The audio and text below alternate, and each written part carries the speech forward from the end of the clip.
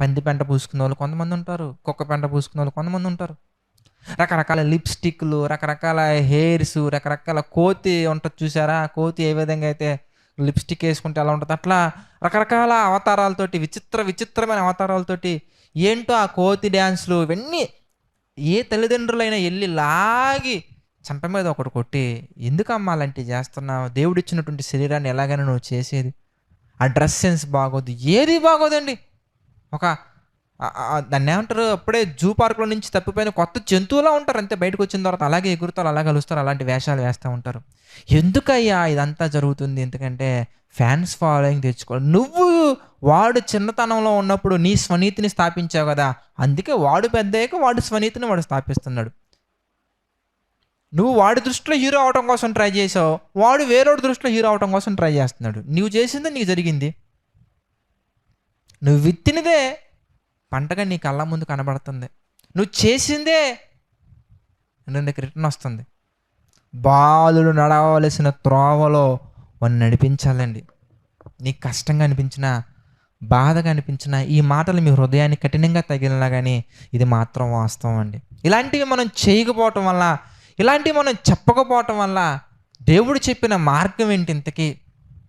మీరు అనుకోవచ్చు, దేవుడు చెప్పిన మార్గం ఏంటి బ్రదర్ అంటే, చూడండి ఎంత వండర్ఫుల్గా ఉంటుందో మనం చూస్తే ద్వితీయోపదేశకాండం మనం చూద్దామండి. 6వ అధ్యాయంలో మనం చూస్తే దేవుడు ఎంత చక్కగా ఒక మార్గాన్ని సిద్ధపరిచారండి. ఎందుకంటే అందరికంటే ఫాస్ట్గా క్యాప్చర్ చేసుకుంటారండి చిన్నపిల్లలు దేనినైనా కానీ, లెర్నింగ్ స్కిల్స్ కానీ లేదంటే ఏదైనా కానీ వాళ్ళ మైండ్ చిన్నప్పుడు మనం ఎలా మౌల్డ్ చేస్తే అలా మారిపోద్దండి. వాళ్ళని చక్కగా మనం అనేక మందికి వెలుగునిచ్చే, అనేక మందికి ఉపయోగపడే ఒక పాత్రగా మనం మలిచామనుకోండి, వాళ్ళు అలా మారిపోతారండి. లేదా అనేక మందిని కూల్చే ఒక పాత్రగా మారిస్తే వాళ్ళు అలాగే మారిపోతారండి. చూడండి, అందుకే ద్వితీయోపదేశకాండము 6వ అధ్యాయం మనం చూస్తే ప్రియులారా, ద్వితీయోపదేశకాండము 6వ అధ్యాయం మనం చూస్తే 5వ వచనం మనం చూద్దామండి. నీ పూర్ణ హృదయముతోనూ, నీ పూర్ణ ఆత్మతోనూ, నీ పూర్ణ శక్తితోనూ నీ దేవుడైన యెహోవాను ప్రేమింపవలెను. నేడు నేను నీకు ఆజ్ఞాపించి ఈ మాటలు నీ హృదయంలో ఉండాలి. ఎందుకంటే you are the role model to your children. మొట్టమొదటగా నీ హృదయంలో కుళ్ళు, మత్సరం, వివాదం, శరీర కార్యాలు కాకుండా నీ హృదయం అంతా కూడా దేవుని వాక్యంతో నింపబడి పూర్ణ హృదయంతో, పూర్ణ ఆత్మతో, పూర్ణ శక్తితో, పూర్ణ బలముతో దేవుణ్ణి ఆరాధించాలి. Because you are the role model to your children. నువ్వు రోల్ మోడల్, మీ చిల్డ్రన్కి మీరే రోల్ మోడల్. ఎంత పెద్ద టీచర్స్ రానివ్వండి, ఎంత పెద్ద గొప్ప వాళ్ళ జీవితంలో రానివ్వండి, నీ దగ్గర నీ యొక్క కనుసన్నల్లో వాళ్ళు ఏవైతే నేర్చుకుంటారో అవి ఎక్కువగా ఎఫెక్ట్ చేస్తాయి. పాస్టర్ గారు వచ్చినప్పుడు దొంగతనంగా టీవీ టక్కన ఆఫ్ చేసేసి టక్కన నువ్వు చేసే వేషాలే వాడు నేర్చుకుంటాడు. నువ్వు తర్వాత భవిష్యత్తులో చెప్తే నువ్వు చేయలేదా అంటారండి. నువ్వు చేయలేదా అంటారండి. చూడండి, కొంతమంది తండ్రులు కూడా ఉంటారండి, వాళ్ళని ఏమనాలో కూడా నాకు మాటలు రావండి కొన్ని సందర్భాల్లో. కుర్రోళ్ళని చిన్న పిల్లల్ని పంపిస్తారండి బెల్ట్ షాప్, మందు షాప్కి, మెడిసిన్స్ షాప్ కదా అది, తాగే ముందు సిగరెట్స్కి, కిల్లీలకి, కైనీలకి, వాటికి తిప్పొచ్చా పిల్లల్ని? అసలు నువ్వు ముందు తాగొచ్చా వాళ్ళ ముందు? నీ నుంచి వాళ్ళు ఏమి నేర్చుకోవాలి? పెద్ద అయ్యాక వాడు తాగితే మాత్రం ఎన్ని లెక్చర్స్ తీసుకుంటామో, ఎన్ని క్లాసెస్ తీసుకుంటామో. అందుకే మొట్టమొదటగా నీ హృదయంలో ఏముండాలి అంటే దేవుని యొక్క వాక్యం ఉండాలి. వాళ్ళకేదో చెప్పడం కాదు, వాళ్ళు గాడి తెప్పారు. ఏంటి గాడి తెప్పారు? నువ్వే గాడిలో నుంచి తప్పిపోయావు ఫస్ట్. కాదండి, స్కూల్లో ఏదో అంటున్నారంట, కాలేజీలో ఏదో అంటున్నారంట, కాలేజీలో ఏదో ఫెస్ట్ అంటండి, అందుకే ఏదో సరదా పడ్డారు కదండి. సరదా పడ్డారు కాదు సిస్టర్, సరదా పడ్డారు కాదు బ్రదర్. రేపొద్దున వాళ్ళ సరదాలకి వాళ్ళ ఇష్టానుసారంగా బ్రతికితే ఏడ్చి నీ కన్నులు గుంటలు పడతాయి, నీ నరాల్లో సత్తువ దిగజారిపోద్ది. నువ్వు ఇక ఎంత ప్రార్థించినా ఉపయోగం ఉండదు. ఈరోజు ఏదో వాళ్ళు సరదా పడ్డారు, ఈరోజు ఏదో కాలేజీలో ఫెస్ట్ అంట, ఈరోజు ఏదో స్కూల్లో ఫెస్ట్ అంట, ఈరోజు ఏదో కాదండి. చుట్టుపక్కల వాళ్ళ ఫ్రెండ్స్ అందరూ కూడా ఏదో ఇన్స్టాగ్రామ్లో రిలీజ్ చేస్తున్నారంట, అందుకే మావాడు కూడా చేస్తున్నాడండి. ఏదో ముచ్చట కొంచెం ఈ వయసులో కాకపోతే ఈ వయసులో చేస్తా. ఈ వయసులో చేయాల్సింది అవి కాదండి. మీరు అలా లైట్ తీసుకున్నారు కనుక అలా లైఫ్ అనేది ఇటు కాకుండా వెళ్ళిపోతుంది. మీరు అలా వాళ్ళని పట్టించుకోకుండా వదిలేశారు కనుక వాళ్ళు వేరే ప్రేమను ఎత్తుక్కుంటున్నారు. నిజమైనటువంటి క్రీస్తు ప్రేమను, నిజమైనటువంటి దేవుని ప్రేమను వాళ్ళ జీవితంలో పరిచయం చేయలేదు గనుక శరీర సంబంధమైన లోక ప్రేమను వెతుక్కుంటున్నారు వాళ్ళు. దానికి కారణం నువ్వే. వాళ్ళు ప్రేమ పేరుతో కామానికి లోనే వాళ్ళు తప్పిపోయారంటే గనక అది వాళ్ళ తప్పు ఎంతైతే ఉందో మీ తప్పు కూడా అంతే ఉంటుంది. ఎప్పుడైతే మీరు దేవుని యొక్క వాక్యాన్ని పరిచయం చెయ్యకుండా వాళ్ళని పెంచినట్లయితే గనుక భవిష్యత్తులో వాళ్ళు చేసే ప్రతి దానికి you are the responsible. Because దేవుడు చెప్పిన మార్గంలో వాళ్ళను నువ్వు పెంచలేదు కనుక వ్యభిచారము చేయడం ఎంత తప్పో ఆ వ్యభిచారానికి సహకరించడం కూడా అంతే తప్పు. దేవుని వాక్యం సెలవిస్తుందండి, పాపము చేసేవాడికి, పాపాత్ములకి పాపము చెయ్యటానికి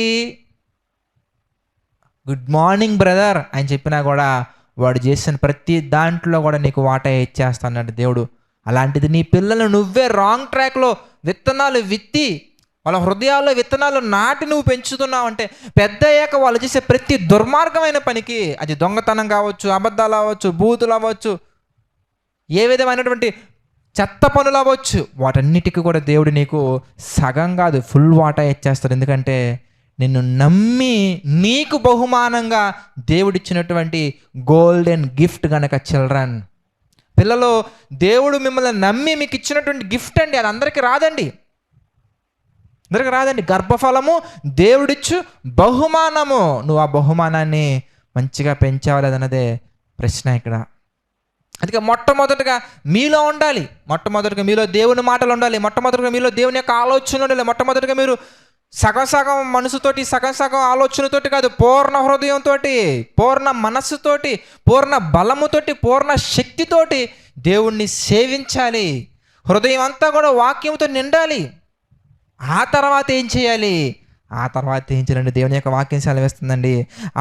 7వ వచనం మనం చూస్తే, నీవు నీ కుమారులకు వాటిని అభ్యసింపచేసి నీ ఇంట కూర్చున్నప్పుడును, త్రోవ నడుచున్నప్పుడును, పండుకున్నప్పుడును, లేచినప్పుడును వాటిని గురించి మాట్లాడాలి. వాడు నుంచున్న వాడికి అభ్యసింపచేయాలి, వాళ్ళకి అభ్యసింపచేయాలి.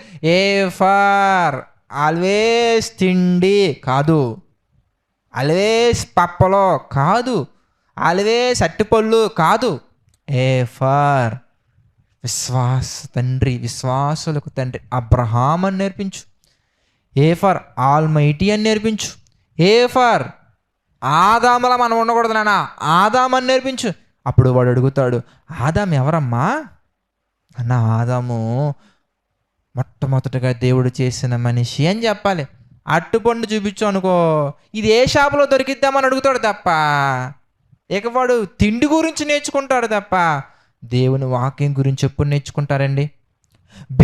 బైబుల్ నేర్పించు. బీఫర్ అనగానే బైబుల్ నేర్పించాలి. దేవునికి సంబంధించినటువంటి అనేకమైన విషయాలు నేర్పించాలి.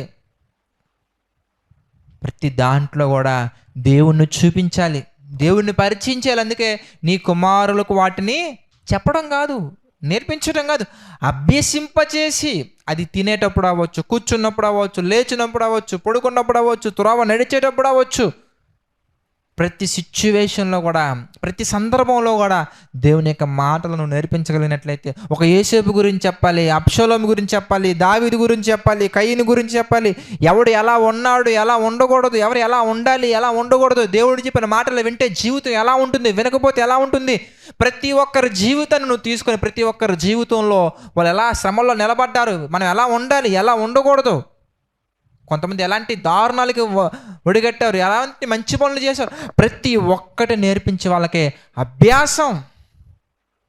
అభ్యసింప చేయాలి. అభ్యసింప చేస్తే వాడిలో ఎలాంటి మార్పులు వస్తాయి మీకు తెలుసా?